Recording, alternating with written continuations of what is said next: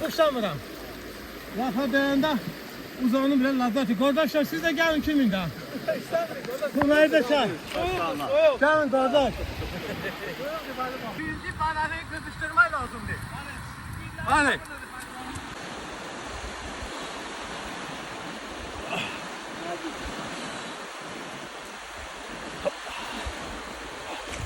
Sizleri de məsləhət görürəm. Haftada 2 dəfə.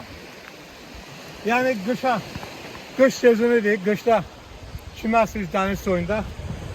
Vallahi necə deyərlər? Heç vaxtı qrip bilmədim, soyuq dəymə bilmədim. Baş ağrı bilmədim həyatda. Bunun da səbəbi nədir? Bədən möhkəmliyi. Bədən möhkəmliyi, yəni idmanla məşğul olun. İdman ailəsində anadan olmuşam.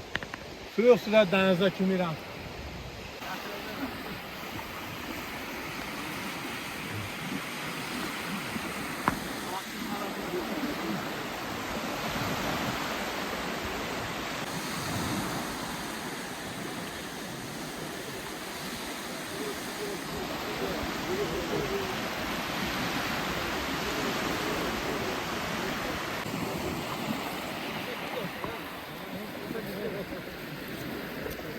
Yani ne diyeyimse, lazzet bir dəsmal ver.